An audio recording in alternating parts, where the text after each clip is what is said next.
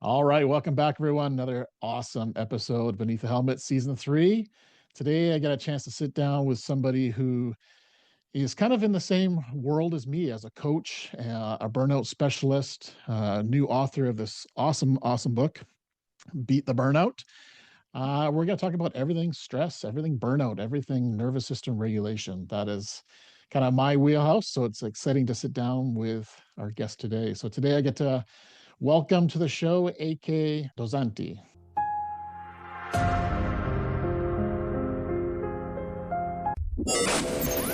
It's time to ignite your soul and unlock your full potential. Join us on Beneath the Helmet, the podcast exploring firefighters' health and wellness. Hosted by retired Fire Chief Arjuna George, our podcast is the perfect place to start your journey towards becoming the best version of yourself. So come on, let's join the conversation and find out what sets your soul on fire. Thank you. I'm excited to be here. I love to connect with like-minded people, and looking through your book and just knowing your work in general, I think this is going to be a really good conversation. I agree. That's such an important one. Such an important one. Yes, absolutely.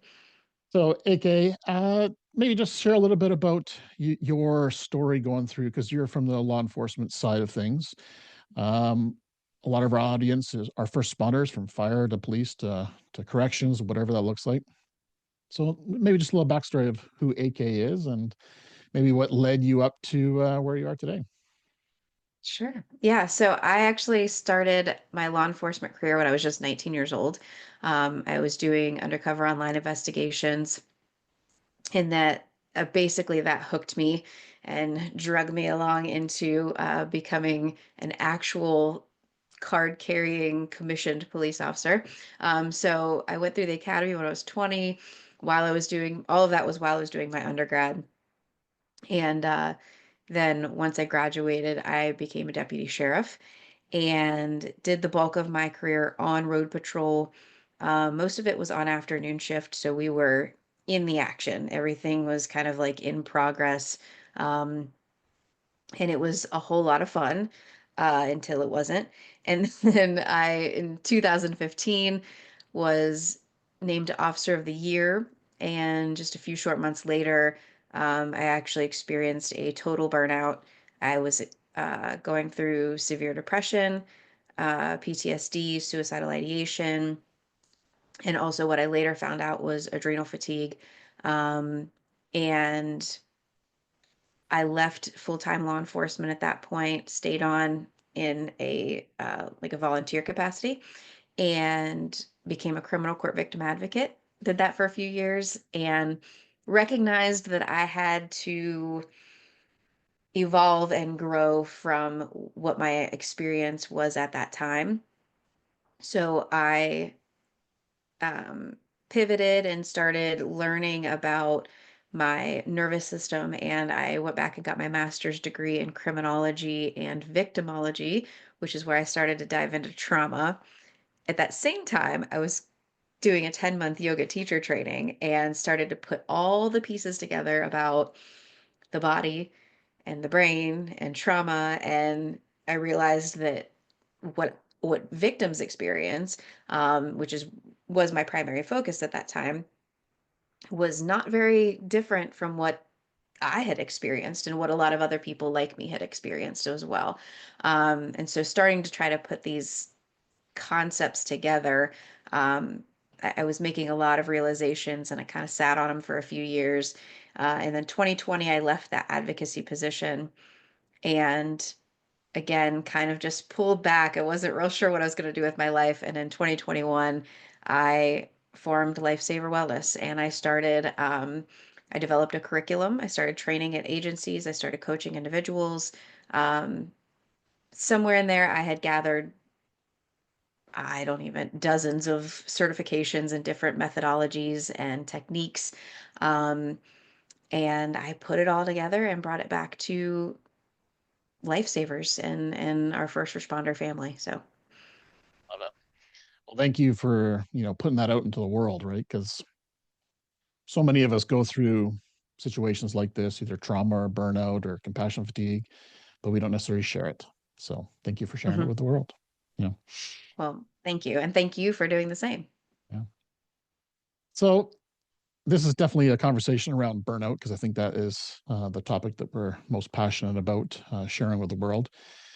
I'd love to hear a visual image of what burnout was feeling for you. Like, how would you describe that to somebody who's listening right now and going, "Am I burnt out? I don't know. Am I burnt out?"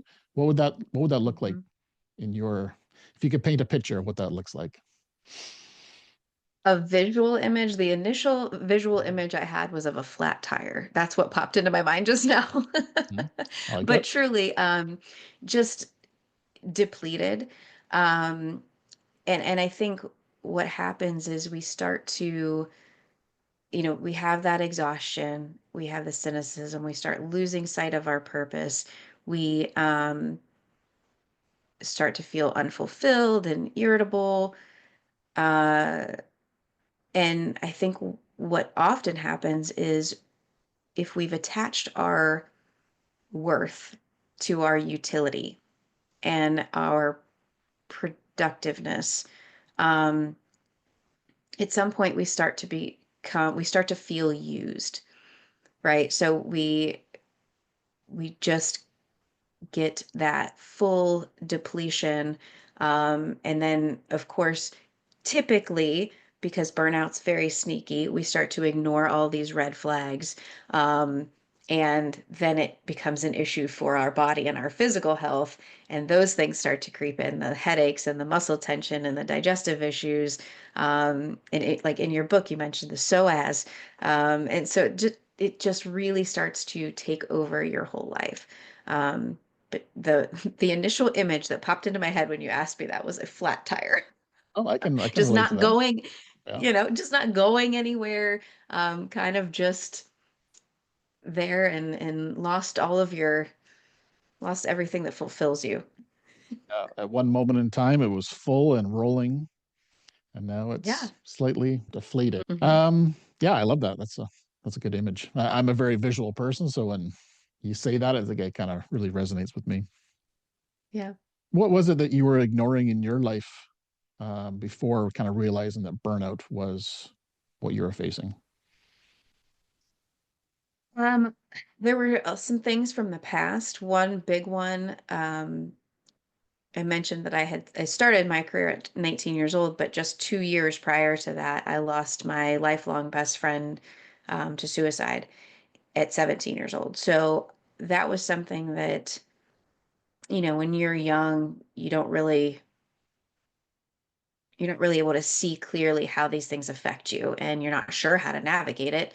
Um, and although there were, some attempts to get me into counseling or whatever, it didn't stick. It didn't land because, my nervous system wasn't ready to face it. My brain just avoided it.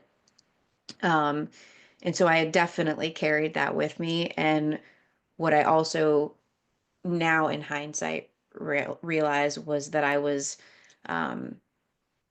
kind of compromising who I was at my core and my own values because of the burnout. And so I was really just, I don't know if I was running from something or running, chasing the wrong things. It's probably a combination of both, right?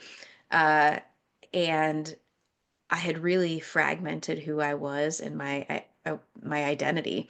And so I was making decisions that didn't align with who I was. I was taking actions that were not pushing me in the right directions. And so I think those were some things I was definitely um, that, Ignoring those warning signs, ignoring yes, them. Yeah, yes, yeah, yeah. yeah, Yeah, and I think that's the key for well, myself included, but also a lot of other people I talk to that are going through burnout or kind of identifying the early stages is they just ignore listening to their body is the biggest indicator, right? So you listen to your body, you're probably gonna have some good intel. yeah. And that's hard because it's so easy to stay up in your head and uh, overthink things and try to intellectualize things, and we just become dissociated from our bodies, and we forget to ground ourselves and be present in that moment to actually check in. Nobody ever taught us that either, right? So Exactly. Do you think the first spawner world and burnout? So we face trauma on a regular basis. We have tools to process trauma. Not every call is trauma based. But do you think first spawners have like a bit of a 10x on the risk factor of getting burnout because of the trauma that they also carry? Do you think there's a correlation there, or do you think they're fairly separate?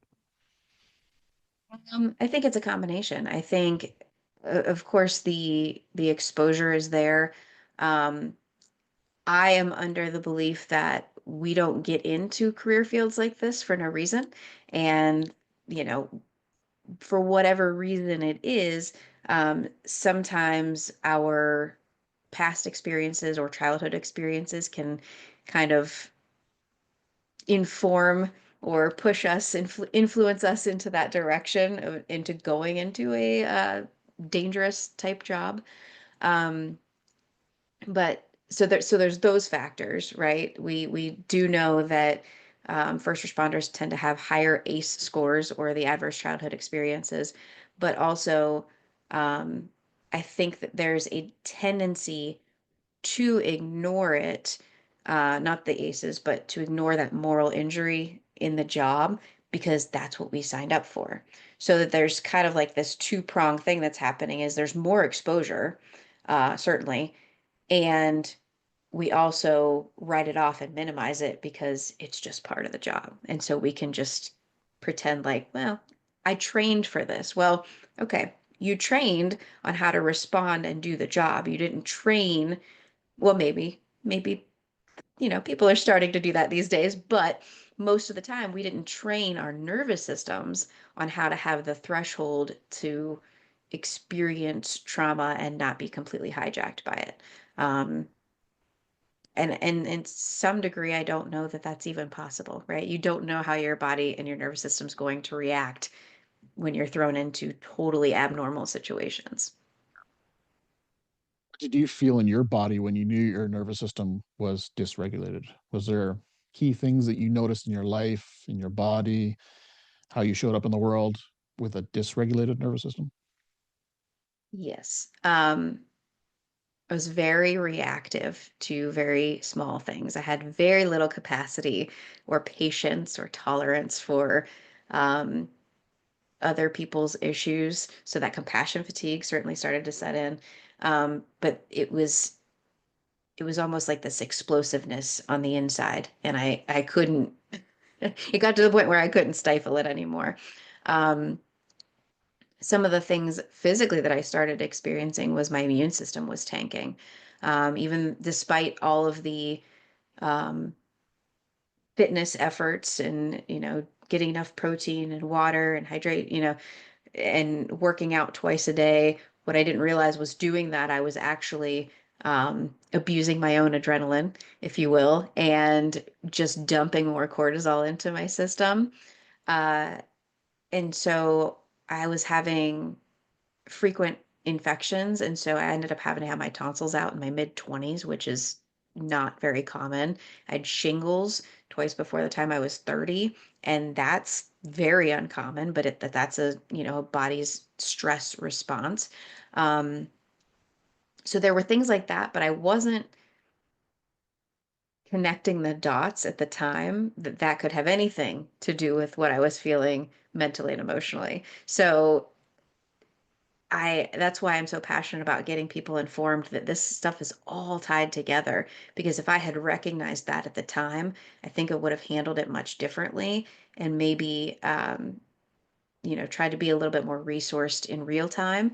Um, but I was exhausted. I experienced a lot of my body just feeling heavy and not, I was losing my energetic nature and different things like digestive issues, a lot of muscle tension, which I just chalked up to the fact that I was in the gym all the time, right? So lots of different little things, but that was, my experience with it. When you were going through burnout, was there resources that you found very useful, or was there a lack of resources and you were kind of on your own? Um, when I was going through it, I didn't recognize it for what it was. Only in hindsight did I see what had happened already. Um, I was totally unaware, and I'm now on this county uh, critical incident stress management peer team, right? The CISM peer team. But I was totally unaware that it existed at the time. Our department didn't inform us, and I have to imagine that they knew, um, but that was available, but I had no awareness of it. There weren't a whole lot of conversations like this at the time. It was 2015. So we've come a long way in 10 years. Um, but I don't know if I even would have been receptive to it because I think I was a little bit in denial. And I also just didn't have the awareness of what it was that I was up against. When I was going through burnout myself, 2020-ish time, I'm sure it was smoldering prior to that for many, many years. But yeah, when I was looking around, there was no resources. Nobody was talking about burnout, and especially in the fire service, Mm. but in the first responder world. But yeah, it's definitely in 10 years, that's definitely changing, which is great to see. Yeah. And I think there's a slow uptick. There's a lot of, I mean, and maybe it's just because I'm in this world now, and so I'm looking for the resources.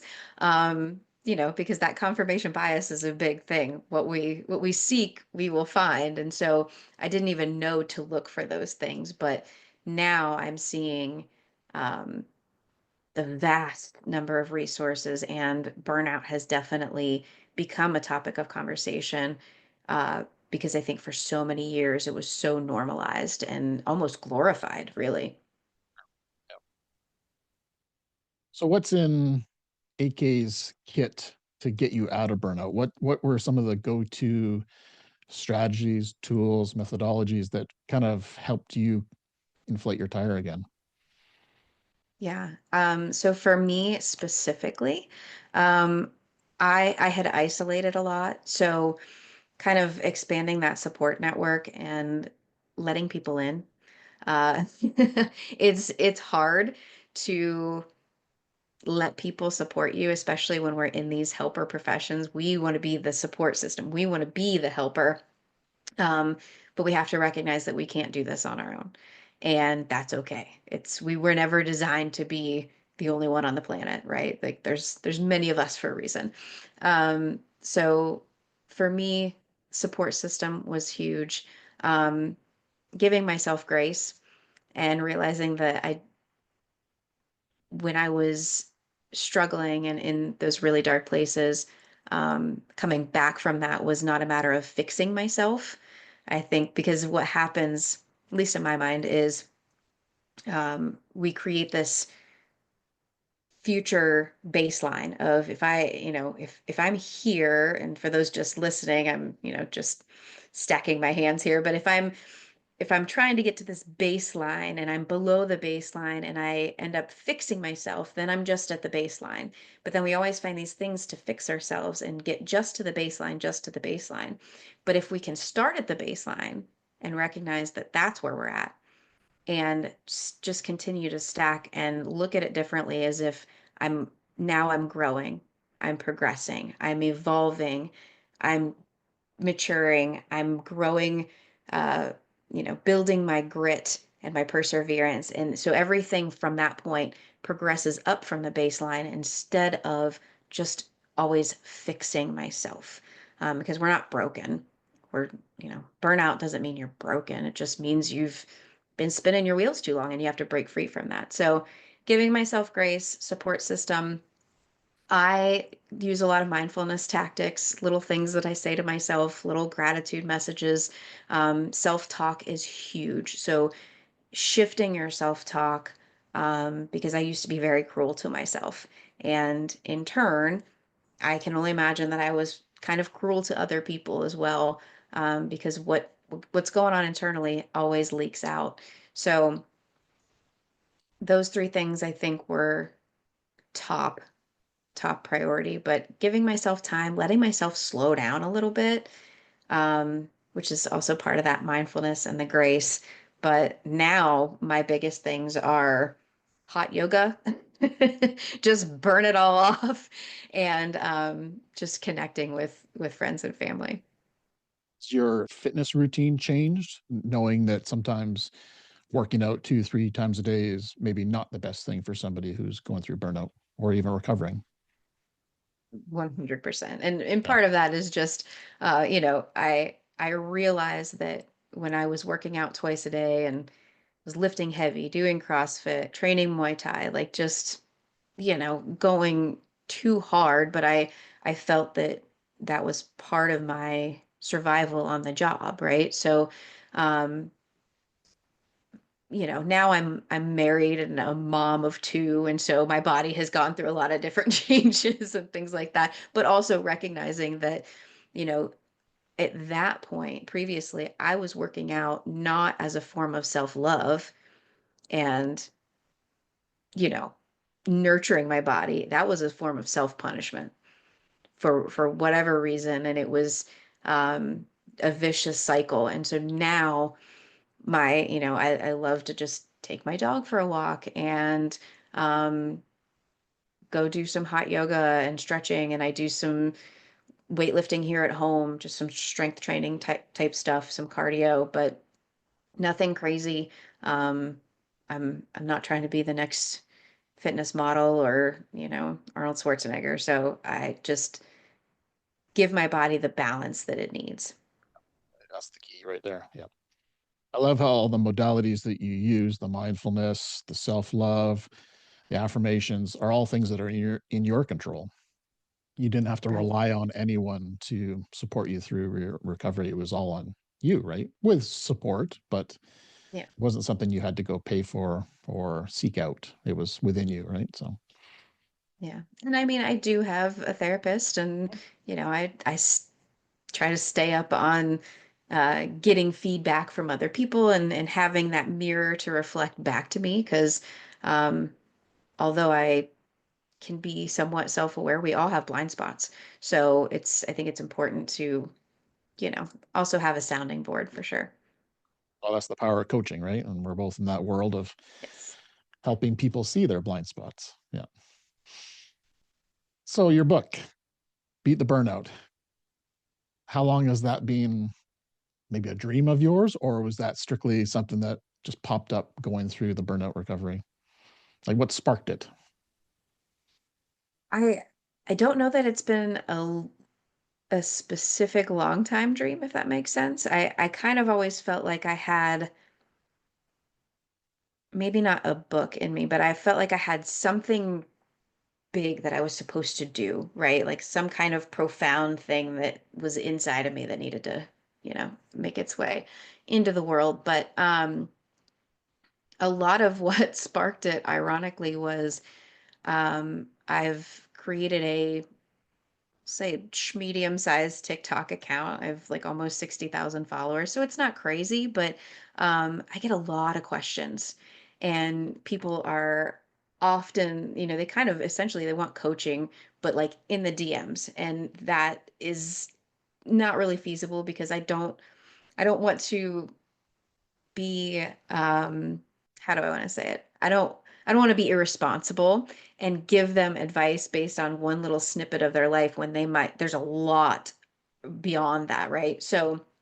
Um so part of it was just out of necessity and being able to, just the need for it, the demand for it, and being able to provide them something that they can take and read through, and they can take what they need and leave the rest. So it was a combination of things, but I'm already I'm dreaming about the second one now. I feel like being an author is kind of like getting tattoos. Like you get one, now you have to have another and another and another. So I'm already dreaming up more concepts, but um yeah, so I don't know if that was a clear answer, but it kind of just seemed like the natural evolution from what I was already doing.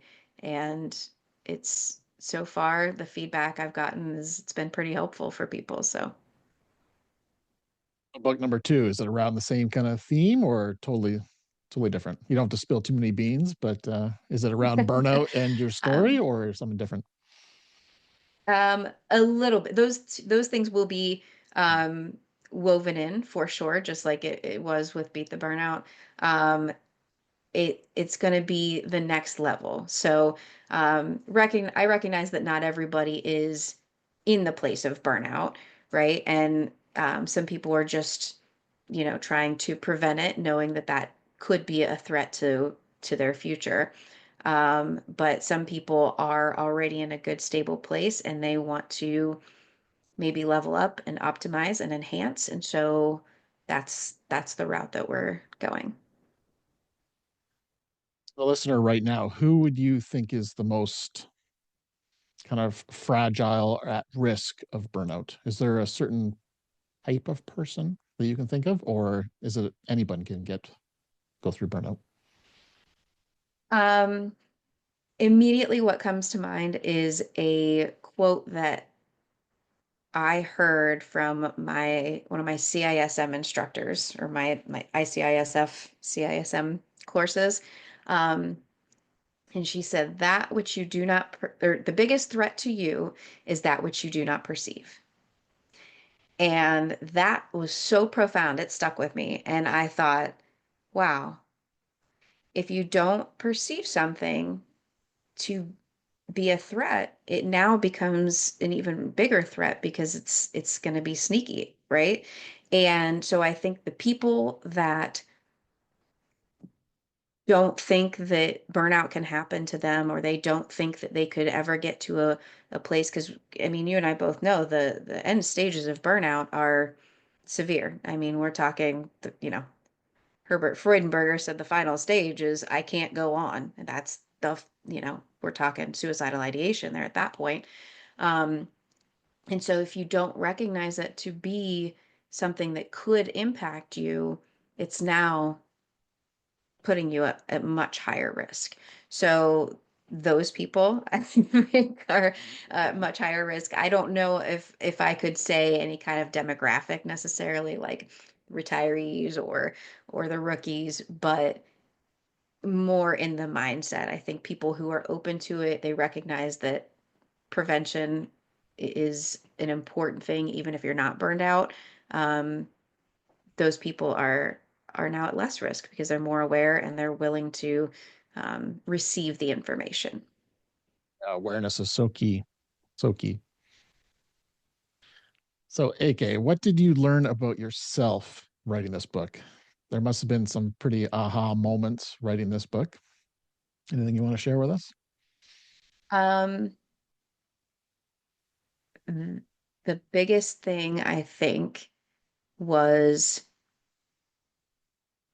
that it takes years to recalibrate your nervous system, partially because in writing the book, um, I recognized my propensity for going too fast, too hard for too long, and I had to pull back and stay grounded and mindful in my pace of writing, um, because I just old habits die hard, right? And so we have a tendency to want to just go 100 miles an hour all the time. And so I had to, it was a good reminder to continue to check myself and stay self-aware and know that, you're never truly healed. It's just an evolution of healing. So that was probably one of the biggest things because I really wanted to, I thought I could have this book written in just a couple of months, but I'm also a wife and a mom of two little kids and uh, life is crazy. And so it ended up taking almost 2 years, and that's okay because, good things take time. And if I had rushed through it, it probably wouldn't be what it was. Bit of a pat on the back, right? When you can go through a project like that and not go back to your old habits all the time, right? So when you can Yeah. see Yeah. progress. Yes. And I think that was good. I was able to catch it in real time versus kind of just falling down that rabbit hole again. So, Yeah, one of the things I struggle with is sometimes feeling I don't want to say lazy because lazy has a weird term of, just sitting on your butt all day. But going from a high performer in the fire service to now being an entrepreneur, some days I feel like I'm lazy because I'm giving myself some ease, some rest, what I should have been doing for decades, right? Is that a Mhm. sensation you ever feel? This that, oh man, I should be doing more. Yes. And what I have learned um, is that, we can push ourselves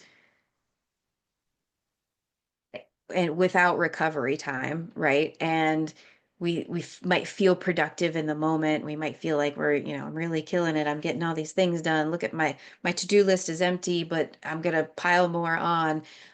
We could do things that way, which is exactly the recipe for burnout. That's exactly how I burned out.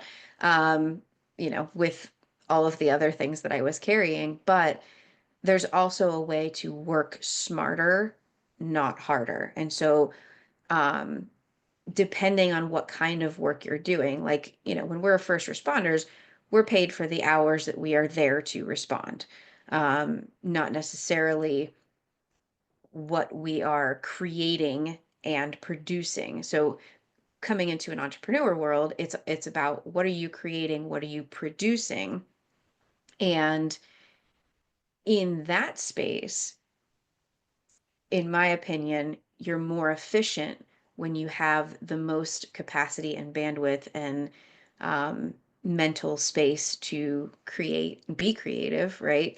And produce. So it's more about efficiency. And so if you need to give yourself a slower morning instead of jumping up at 5:30 in the morning every single day and all that stuff, if you need to give yourself a little bit more grace in that transition, or if you need to give yourself an extra 30 minutes at lunchtime to get some sunshine and some fresh air, if that's going to make you more efficient, then that's probably the better route to take. But it is a very strange thing to go from a service-based hourly type position to service-based entrepreneur type position. Which could suck up all your time if you wanted it to, right? Or you allowed it to, Yeah. right? Yeah. Yeah, it's a never ending to-do list because you're the one driving it. So you have to be mindful of, who's holding the carrot out in front and how fast are you going? Can you give yourself a break? So you talk a lot about the nervous system. I'd love to hear kind of what you learned about your nervous system because it's not, once again, it's not one of those things that really we're taught much about our nervous system. What did you learn and how did that impact how you live today? Um, so I have some different disciplines in my background. I mentioned a lot of my certifications and things like that. So, um, when I was going through my yoga teacher training, I was actually learning about Reiki and chakras and energy and things like that. I've since pulled back from some of that because some of it conflicts with my faith a little bit. Um, but I still do believe in energy and how our nervous system can be primed and conditioned for certain things, and then our energy kind of reflects that, and then that's what we attract back into our lives, partially through that confirmation bias and the way we see things in the world is what we end up attracting. But um, I have a tendency, just for my nervous system, I have a tendency to want to go. And we talked about, not wanting to feel lazy. Um, you want to move and create and have that forward drive. And so it is hard sometimes to pull that back down. Um, when I left full-time law enforcement, I took about a month off. And before or while during that time, actually, I slept about 18 hours a day every day for a month. And it was very involuntary. Um, I felt very lazy, but what I realized was it was kind of a form of restraint collapse, as I had just been going too hard for too long, and my body said, "No, ma'am, you are going to stay horizontal. You are going to shut your eyes, and you are going to recalibrate and get the rest that you need." Um, and so I realize now that if I don't take the little breaks and the pockets of time to let myself recover, I will inevitably drive myself into that place of, um, being in a more severe state. And I talk about this in the book. Um, when we had our second son, it was the day after we moved into a brand new house. And just a few days after that, my body broke out I had hives over 70% of my body. And it was a stress response because I had been going too hard for too long. And then I had a C-section, massive body change. I had a whole human removed from me. So it was, you know, hormonal and all those things. So I have learned now that you have to pace yourself, take those pockets of time, or your body's going to do it for you. 100%. It's so nice to talk to somebody who's gone through this. I don't like to say that because I don't want people to go through burnout, but it's also Sure. very comforting to hear very similar stories. And it kind of makes Mhm. you feel, hey, I'm not alone, right? So, and that's, I guess, the work that we're doing is people listening are like, hey, I'm not alone either, right? But for me, it's Yeah, nice to hear absolutely. and chat with somebody who's been there, done that, and I can feel the moment 100%. Yeah. So for the listener right now who's kind of like, am I going through burnout? Is this me? I can't really decide. What would you suggest maybe the first couple of steps for somebody who's like, I think I might be on that track, but I'm really not sure. Um, I would say do your research, read a book, the Burnt Around the Edges or Beat the Burnout or whatever. If you don't feel like you have the capacity to do that, and I recognize that, that's why, I in the very beginning I wrote the first half is very simple terms, so we're not overloading. But if you don't feel like you have the capacity to do that, start listening to podcasts about it. Start, talking to people about it. If you're feeling like you have been exhausted mentally, physically, emotionally, or you just have this deeper level of like soul fatigue, and you've started to become bitter and angry and skeptical and just kind of losing your sense of self, those are all indicators. If you don't feel like you have this sense of purpose anymore, or, nothing you do is effective, or you can't do anything right anymore, those are all indicators. If your body's screaming at you, like you have some chronic pain or illnesses that you don't know where it's coming from, maybe take a look at some of your habits and your emotional state. Um, I think awareness is that first step is kind of hard because I think sometimes we are in a little bit of denial, that that's what's happening because we think that it's a weakness. And really, it's just a matter of, you've been too strong for too long, and that's okay. Um, as long as you're willing to face it and tackle it and not just let it continue to get worse. Do the hard work.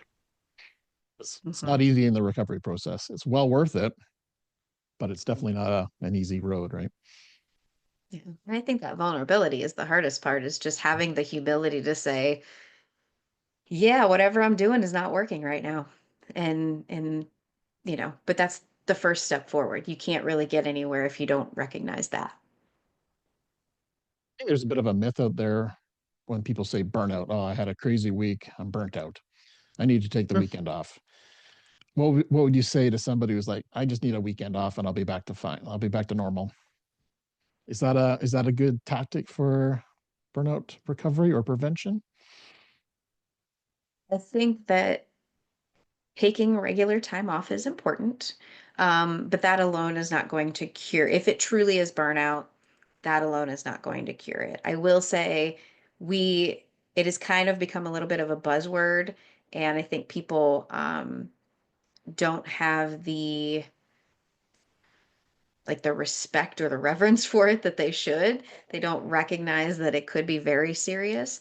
And so we've kind of just normalized like throwing out the term like, oh, I'm so burned out on all this paperwork. Um, and so if it's stress, then maybe a weekend if it's just been a stressful week and you just need a weekend or you just need an extra PTO day, then that could be helpful.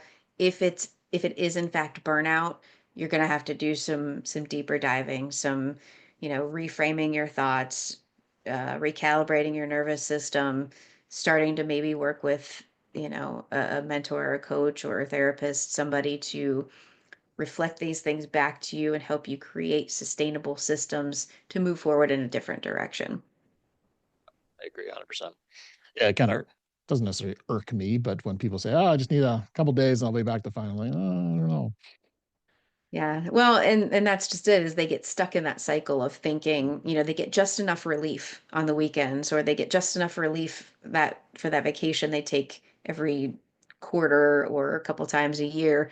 And they end up right back in that same place where they're like, "Oh, I just need more time off. And eventually that builds, and it doesn't, that relief doesn't sustain them. Do you nourish your nervous system today? Is there supplements that we're not necessarily going to recommend, but that you use right now that support your nervous system, or hydration? I know you talked about that in your book of how important that is, and anything Mhm. to add there as little nuggets for our listener? Um, Hydration is huge. As somebody that's been hospitalized multiple times for dehydration, it's a pretty big deal. We need water in our system. Um, I I recommend sleep, although I have a teething toddler, so right now I can't say that I actively practice that one. Um, but eating proper foods, expanding your gut microbiome, if you will, making sure you're not binging out on sugar and carbs and caffeine and alcohol. Stay away from energy drinks, for the love of God, just stay away from them. Um, I could probably do an entire episode on that alone, but uh, a lot of what I do, I mentioned earlier, like the hot yoga, the supplements. I always make sure to take a good multivitamin. Um, for myself, I have learned that I do not um, break down certain vitamins very well. So I take a methylated B complex, so B vitamins, but methylated because it's already broken down. I think it's somewhere between 40 and 50% of people actually aren't able to methylate or break down certain vitamins. So getting a methylated version is actually very beneficial. Um, a lot some of the things I do are a little bit strange. I make sure that every single day I put lotion on my skin, and it actually kind of quells any kind of, for me personally, um, kind of quells any kind of anxiety I have in my nervous system. Almost acts as like a blanket for my nervous system so I don't feel so raw. Um, and on edge. And just that physical contact of skin on skin actually is proven to help, nourish your nervous system as well. For a while, I did follow some Ayurvedic practices, which is like Eastern kind of, a lot of it's tied in with yoga, but so different practices there. And those are all very specific to um, kind of what your profile is. So I don't want to make blanket recommendations, but um, yeah, those are just a few of the things that I do. But I've integrated so many things over the years that work for me. I do often and very involuntary. I do somatic size, and I my husband often is like, "What's wrong?" And Yeah. and I think he's starting to learn that it's just me offloading, just my system resetting a little bit. But breath work has been a big one for me as well. It's so funny you say that because that's definitely me. I'm like, and my wife's like, "What's wrong?" Nothing. I'm just totally fine. Nothing wrong with me at all. Yeah, Yeah, just it's actually, I feel letting off great some now. pressure. Yeah, letting off some pressure. Yeah, Yeah, yeah, it's yeah. funny. Yeah, we're all in the Just same opening boat. the valve. Yep, 100%. That's So, what would you leave our listener with today? A nugget that you just couldn't resist sharing with the world, and something from your book or something you've learned since. that would just kind of really propel the listener to preventing burnout or recovering a little bit faster? I think it's just remembering that our systems are not wired to do what we do as first responders. We're not designed to do this, and doesn't mean we can't do it, right? It doesn't mean that we're not capable, but it does mean that you have to take some extra steps to be able to sustain it. We're wired for survival, not for growth. And if we want to grow and evolve and progress and get to that place of excellence and extraordinary, we need to be able to master the ordinary. And so focusing in on the foundational things, the basics, control the controllables, is what's really going to help you build the foundation to get to the extra in the extraordinary. Um, so having grace and patience with yourself, um, and recognizing that you can, in fact, beat the burnout. It just takes a little bit of refocusing and mastering the ordinary first. Love that. Just when you were saying that, I think it was chapter 1. It's called Crispy. that Yes. name just resonated with me. I was like, burnt around the edges, crispy. That's how I felt, was crispy. Yeah. Yeah. Right. I love your Yeah. titles. And they're all very firefighter themed for a police officer. Yes. Yes. Well, they Yeah. were, yeah, around the burnout or burning. Yeah, I got kind of creative with those for sure. That's awesome. So, okay, is there a question that you wish I asked you that I haven't asked you yet? Hmm. I don't think so. But I can I flip the interview around for just a second? Yes. I would love to know because this is your wheelhouse too.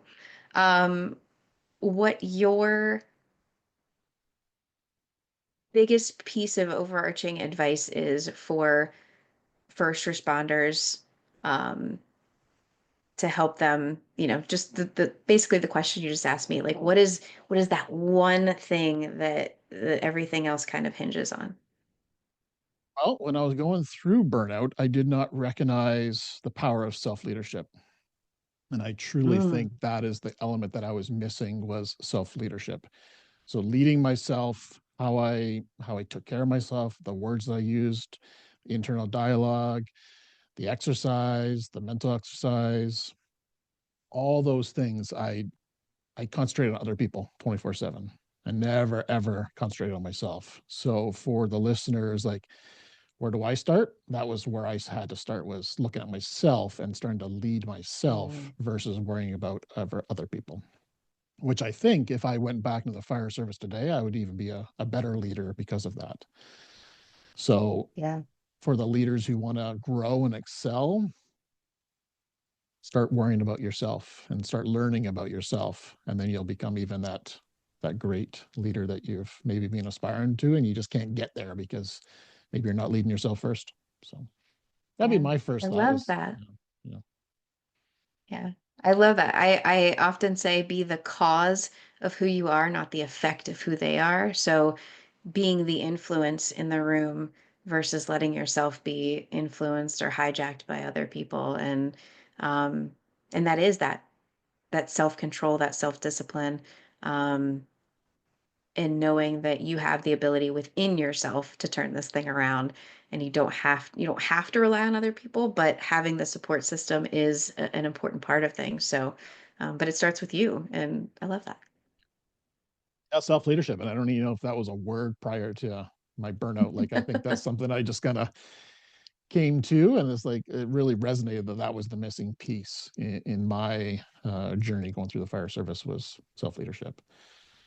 So many I like pieces of that. that, like like I said, self love or whatever you want to call that, compassion for yourself, boundaries, self care. Like I lost all that in the fire service. All my Mm. hobbies went out the door. Any spare time I was working, any spare time I was at a function that had something to do with work. It felt like I was just in that for almost 3 decades, right? Did you feel like your identity became the job? 100%. And that was one of the biggest hurdles of, deciding to retire or not was I've been doing this my whole life. Now what? You know, I'm not at the Yeah, age to sit on the scary. couch all day and retire. Um, Hmm. that was the biggest struggle. And coaching, getting coached was what allowed me to say, all right, there is a future. There is burnout is not a death sentence. There's a hiccup, but it's actually one of the best learning tools or challenges that I've ever faced was going through burnout. And kind of Yeah, looking back on it, I probably wouldn't change it, honestly, because it probably saved my life and it has made me a better person today, yeah, internally for sure. Yeah. yeah.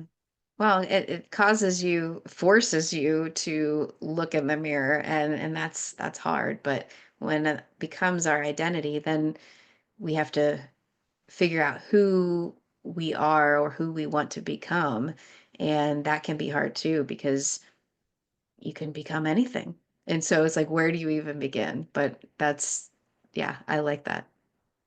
Well, that's kind of the message I share with a lot of my clients is it's okay to leave the fire service, police service, whatever you're in, if it's not fulfilling you anymore.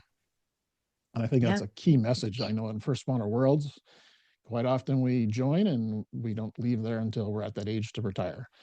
And sometimes it doesn't resonate with you anymore. Sometimes it doesn't fit your life anymore. And it's okay to pivot yeah, and change, right? So yeah. Well, and we can't expect, a lot of us get in so young, we can't expect to, um, we can't expect for it to always work out that way. You don't always, well, you very rarely marry your kindergarten crush, right? You have to date a few people before you figure out you figure out the right one. And so I think careers can absolutely be the same thing where, but I think we have this expectation on day one that, I'm going to retire from this thing. And it's a great um, vision, but you also have to be willing to pivot when it's time to pivot. what's next in store for AK? What's on the horizon for the rest of the year? Any big developments? Anything you want to share with the world? Um, I am just continuing to do my thing. So, uh, since my book is still fairly new, I'm still, kind of figuring out how to get that out into the world. And I've got some pretty big speaking engagements coming up soon, which are going to be fun. Um, and I'm just continuing on this path. Some point later this year, I'm going to start on that second book. But I'm letting the dust settle on this one. I'm taking my own advice and not jumping into something else without, kind of giving myself a little reprieve. So, um, other than that, it's being a mom and a wife and just being present and able to enjoy my life. So I think that's probably the most fulfilling and important thing for me right now. Nice. Present. I love that. That's one of those things we're not very good at sometimes. Us Yeah. as Too humans. many distractions. Yeah, 100%. So, how can people get a copy of your book or maybe connect with you? Um, how would you like to share that with the listener today? Yeah, so my book is on Amazon. It's also, I think Barnes and Noble and most places where books are sold.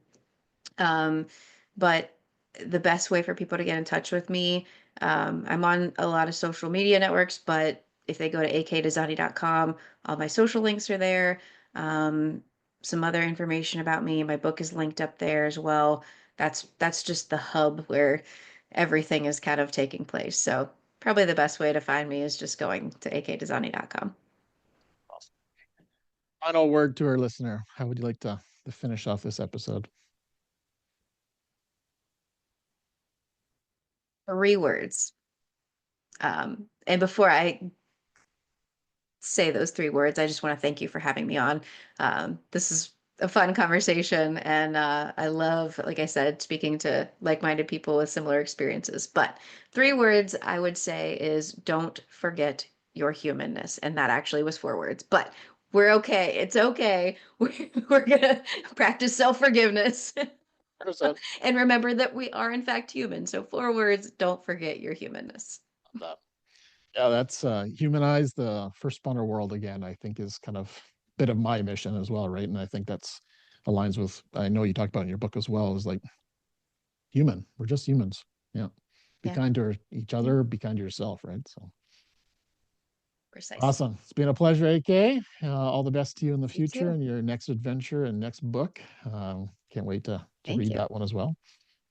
So Yeah. hopefully for the listener right now, you got some good kind of ideas, some nuggets to maybe identify burnout in your own life or maybe your colleague or family member and support them with some resources such as Beat the Burnout book. So hopefully you grab some nuggets. Until next time, stay well. That's a wrap. Thank you for tuning in to Beneath the Helmet. We hope that this podcast has provided you with valuable insights into the world of firefighters' health and wellness. Remember, caring for your physical, mental, and spiritual well-being is crucial to achieving optimal performance. Join us next time on Beneath the Helmet for more inspiring conversations. Until then, stay well.